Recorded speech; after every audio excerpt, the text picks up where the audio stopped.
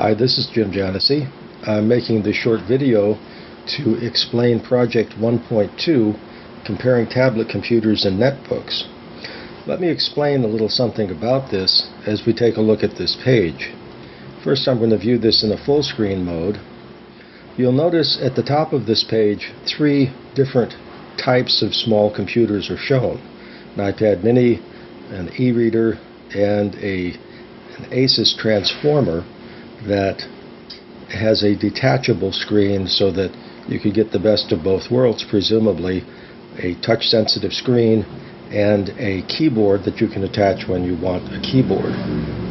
Let me explain also that this problem, that is this assignment, this project, refers to pages 26 and 27 of the workbook, where it shows you how to develop a comparison chart between several different items, putting each item in a column and putting each row to be one of the factors of comparison.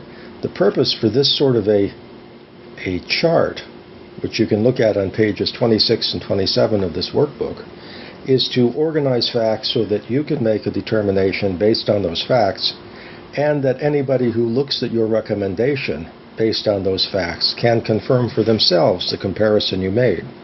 It's an organized way of presenting information. Now, the original form of this project was simply comparing three of these devices that you might be selecting one for your own purposes or for a gift. In revising this workbook for the current edition in 2016, I changed that.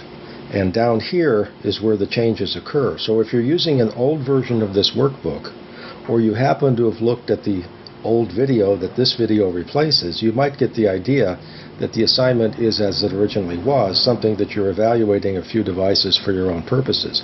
But let's focus down here now and see what the actual assignment is. So I've made the screen larger and I'm moving on down to this part of the page. You're working for a private school as a consultant and they have 650 students. They want to supply one of these devices to each student. That is, they want to buy at least 650 of the same device. Your job is to find 6 different devices that might work across kind of a spectrum of devices. Of course, you're going to include an Apple product. They're very common in education. They're not necessarily the best device for a school in this position to buy, but they seem to have a big following. There was a rather embarrassing circumstance, for example, a few years ago in the LA City Schools.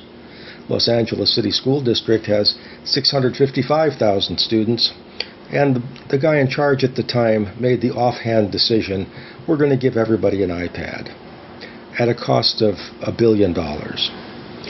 Well, the man isn't in the job anymore, and that project, after stuttering along for a bit, flopped, because it turns out a lot of other vendors make products that might have even been better for the purpose. And just shooting from the hip and going with what you might like for your own personal use isn't going to fly as a recommendation in this case, because you're not choosing a device for your own personal use. Take a look at what this says. That is, this 2 paragraphs that describes this project. This is very important. Let me give you a little bit of a hint, though, where people sometimes go wrong.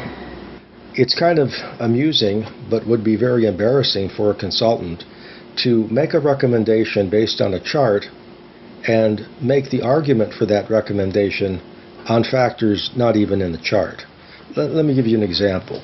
It has happened that one or more students who happen to like Apple devices, and by the way, I have nothing against Apple. I have an iPad myself, but it's not the only device I have, because I have to be familiar with many devices to be able to support many students on different types of devices.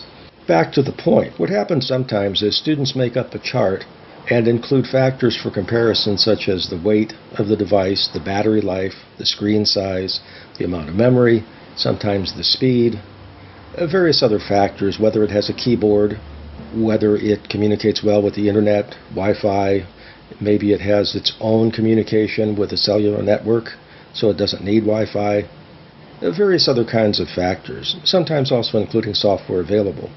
Those are the factors they put into the chart, but then they launch forth and say, well, we ought to get an iPad because actually it's the easiest to use device, and it's well supported, and it has more programs than anybody else, and lots of people like it in education.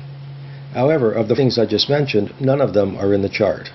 So what you're doing is you're making a chart in that case simply to do it, and then you make an argument based on factors that aren't even assessed in the chart.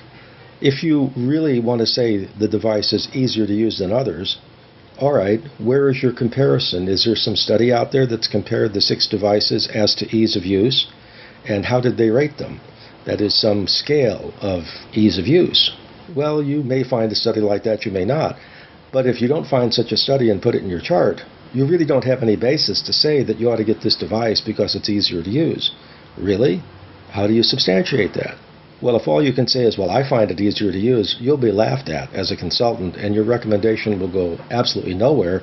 In fact, the school board that contracted with your firm will probably refuse to even pay for your study, because that's no study at all. The same thing goes if you say, well, there's a wider variety of software out there for this device than the other one. Really? How do you know that? Does your chart contain a row that says the number of items of software available for this? And even if it did, does that necessarily mean anything? Are most of those items for entertainment or games? How many items of software really relevant to this particular use are out there?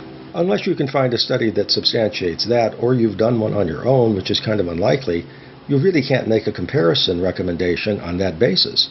So, just a word of advice, don't embarrass yourself by including your own personal preferences without substantiation.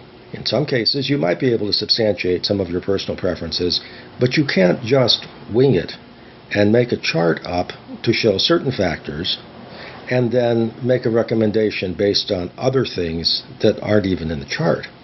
One last piece of advice, do go take a look at pages 26 and 27 before you do this. The arrangement of data that I suggest there is very common, very typical.